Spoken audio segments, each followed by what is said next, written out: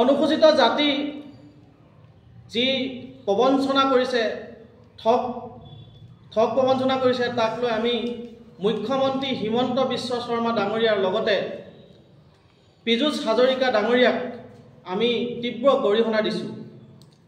তাৰোপৰি বিগত সাংবিধানিকভাৱে সংবিধান প্ৰদত্ত যি আঁচনি আছিল অনুসূচিত জাতি উপ পৰিকল্পনা আঁচনি SP, এই আঁচনিখন তেওঁলোকে এই বাজেটত সম্পূৰ্ণভাৱে বিলুপ্ত কৰি পেলালে। এই আঁচনিখনত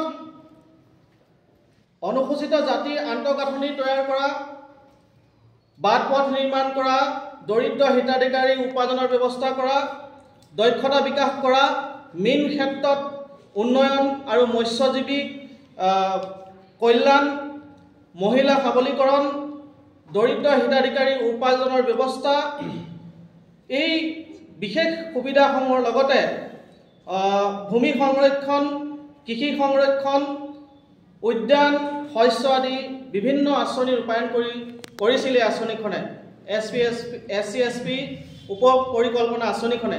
কিন্তু দুৰ্ভাগ্যজনকভাৱে অসম চৰকাৰৰ এই বাজেট অধিৱেশনত এই আঁচনিখন সম্পূৰ্ণভাৱে বিলুপ্ত কৰি পেলালে। ইয়াক লৈ আমি অনুসূচিত জাতি যুৱ ছাত্ৰ পৰিষদে অসম চৰকাৰক তীব্ৰ গৰিহণা দিছোঁ। লগতে তেওঁলোকে এই আঁচনিখন বিলুপ্তি ঘটাৰ লগতে আমাক অনুসূচিত জাতিক মাত্ৰ ন্যায় আৰু সামাজিক ন্যায় আৰু সবলীকৰণৰ বিভাগক 4.17 কোটি টকা আবণ্টন দি কণা হাঁহক পতান ধান দিয়া আৰু এপাচি শাকত এটা জলকীয়া দিয়াৰ দৰে আমাক মহা প্ৰবঞ্চনা আৰু ঠগ কৰিছে।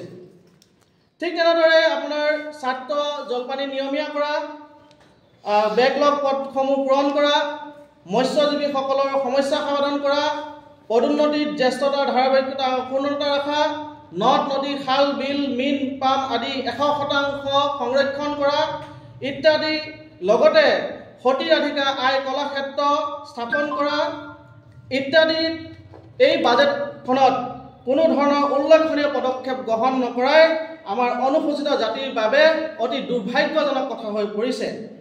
গতিকে অনুসূচিত জাতিৰ এই যুৱ ছাত্ৰ পৰিষদে তেওঁলোকক তীব্ৰভাৱে গৰিহণা দিছোঁ। তেওঁ যিয়েই নকওক কিয় তেওঁ আমাক যি ধৰণে আশ্বাস দিছিল তেনেকুৱা কোনো ধৰণৰ কাম বা পদক্ষেপ এই চৰকাৰখনে গ্ৰহণ নকৰিলে সকলোবোৰ ফুটুকাৰ ফেন হ'ল। তাত যদি তেওঁলোকে উন্নয়নমূলক কোনো আঁচনি বা পদক্ষেপ গ্ৰহণ নকৰে তেতিয়াহ'লে আমি আকৌ পুনৰ অহা কালিলৈ পৰা আমি গুৱাহাটী চচলত পুনৰবাৰ ধৰ্ণা কাৰ্যসূচী আৰু অমৰণ অন্নক্ষণ কাৰ্যসূচী গ্ৰহণ কৰিম। যোনটো সমষ্টি তাৰ পৰা আজি 15 বছৰ ধৰি মন্ত্ৰী হৈছে শ্ৰীযুত পীযুষ হাজৰিকা ডাঙৰীয়া, কিন্তু আজি চৰকাৰে অনুসূচিত জাতি লোকসকলক এই বাজেটত যি প্ৰতাৰণা কৰিলে তাৰ কাৰণে তেখেতক আজি কোনো ধৰণৰ মাত এষাৰ আমি মতা দেখা নাপালোঁ। তেখেতৰ লগতে 8জন বিধায়ক ক্ৰমে আপোনাৰ বসন্ত দাস, প্ৰদীপ চৰকাৰ, নন্দিতা দাস, বিজয় মালাকাৰ, ভৱেন্দ্ৰ নাথ ভৰালী, শশীকান্ত দাস, নিহাৰ ৰঞ্জন দাস, এই সকলোকে আমি সংগঠনৰ মজিয়াৰ পৰা তীব্ৰ ভাষাৰে আমি গৰিহণা দিছোঁ।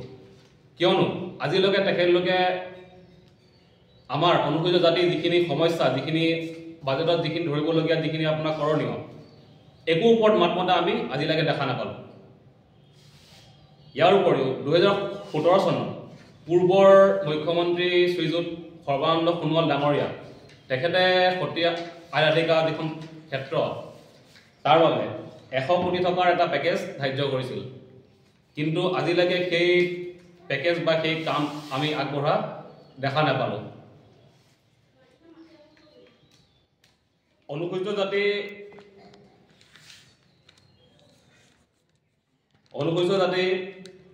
কাৰণে আমি চৰকাৰক 5000 কোটি টকা এটা পেকেজ ধাৰ্য কৰিবলৈ আমি তেখেতলোকক এখন আমি মেমৰেণ্ডাম দিছিলোঁ, আমি তেখেতলোকক আহ্বান জনাইছিলোঁ, কিন্তু আজিলৈকে আমাৰ কোনো সমস্যা সমাধান কৰা আমাৰ দেখা নগ'ল আৰু বাজেটত কোনো ধৰণৰ আমাৰ কাৰণে আঁচনি লোৱা আমাৰ দেখা নগ'ল। সেয়েহে আমি সংগঠনৰ মজিয়াৰ পৰা তেখেতলোকক ধিক্কাৰ দিছোঁ আৰু 25 তাৰিখলৈকে যি বাজেট অধিৱেশন আছে তাতে যিখিনি আমাৰ মন্ত্ৰী আছে সকলোকে আমি আহ্বান জনাইছোঁ যে অনুসূচিত জাতিৰ কাৰণে যিখিনি আপোনাৰ যিখিনি কৰণীয় বা যিখিনি বাজেটত ধৰিব লাগে যিবিলাক আপোনাৰ আঁচনি আছে সকলোবিলাক প্ৰদান কৰিব লাগে। ইয়াৰ উপৰি আপোনাৰ শ্ৰীভূমি জিলাত আপোনাৰ 100 কোটি টকা আপোনাৰ যিখন আপোনাৰ ফলমিল উন্নয়নৰ বাবে 100 কোটি টকা ধাৰ্য কৰা হ'ল আৰু সেইখিনিতে আপোনাৰ অনুসূচিত জাতিৰ কাৰণে কাম কৰা বুলি সামৰি লোৱা হ'ল। আমি অহা কাইলৈৰ পৰা গুৱাহাটী চচলত ধৰ্ণা কাৰ্যসূচী আৰু অন্বেষণ কাৰ্যসূচী আমি গ্ৰহণ কৰিম আৰু চৰকাৰক আমি আহ্বান জনাইছোঁ যাতে অনুসূচিত জাতিৰ যিখিনি আমাৰ সমস্যা আছে সকলোবিলাক যাতে সমস্যাবিলাক সমাধান কৰিব লাগে, অন্যথা আমি তীব্ৰ আন্দোলন, অন্বেষণ, পুতলিকা দাহ এনেবিলাক কাৰ্যসূচী গ্ৰহণ কৰিম বুলি আমি প্ৰস্তাৱ লৈছোঁ।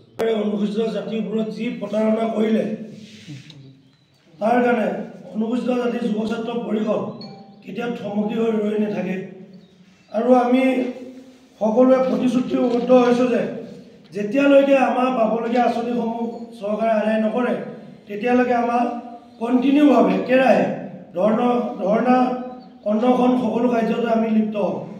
আৰু ধেমাজি আম্বেদকাৰ ভৱনৰ পৰাই আপোনালোক জনাই দিছোঁ, চৰকাৰখনলৈ আহ্বান জনাইছোঁ, অতি শীঘ্ৰে আমাৰ যিসকল কৰ্মী আছে, বিধায়ক চৰকাৰৰ লগত যি জড়িত হৈ আছে সকলোৱে যাতে আমাৰ এই দিবলগীয়া প্ৰাপ্যসমূহ আদায় কৰে আমাৰ লগত। আৰু আমি সকলোৱে দাবী জনাই আহিছোঁ অনুসূচিত জাতিৰ যুৱ ছাত্ৰ পৰিষদে আমাৰ এটা বিশেষ পেকেজ লাগে 5,000 কোটি টকা, যিহেতু আমাৰ অনুসূচিত জনজাতিৰ কাৰণে। যোৱা 5 ফেব্ৰুৱাৰী তাৰিখে আমি মুখ্যমন্ত্ৰীৰ লগত যোগাযোগ হৈছিলোঁ, উপস্থিত আছিলোঁ, তেওঁ আমাক আশ্বাস বিশ্বাস সকলো দিছিল। দিয়াৰ উপৰিও সদনত তেওঁ উত্থাপন কৰাৰ আহ্বান দিছিলে, আন্দোলন কৰিব নালাগে বুলি আমাক বুজনি দিছিলে। সেই কথাকে মানি আমি যোৱা এটা মাহ চুপচাপেৰে সকলো আমি ৰৈ আছিলোঁ ভাল খবৰ পাম বুলি। গতিকেলৈ তেওঁলোকে যি ওলোটা খৰ মাৰিলে আমাৰ লগত, যি প্ৰতাৰণা কৰিলে, জাতিদ্ৰোহী কৰিবলৈ যি চেষ্টা কৰিছে, তেওঁলোকক কোনো নিষ্ঠা দিয়া নহ'ব আৰু তেওঁলোকক শান্তিৰে বসবাস কৰিব দিয়াটো নহ'ব। আজি আপোনালোকৰ চেনেলৰ জৰিয়তে আহ্বান জনাইছোঁ অতি শীঘ্ৰে অনুসূচিত জাতি যিসকল পটাবী মন্ত্ৰী আছে, MLA আছে, তেওঁলোকে আমাৰ যি প্ৰতাৰণা কৰিছে তাৰ ওপৰত গৃহীত ব্যৱস্থা ল'ব লাগে আৰু আমাক দিবলগীয়া প্ৰাপ্য যিখিনি আমি পাওঁ, আগতে পাই আহিছিলোঁ, সেই আঁচনিবোৰ পুনৰ ৰাইজক বাহাৰ কৰি ৰাখিব লাগে।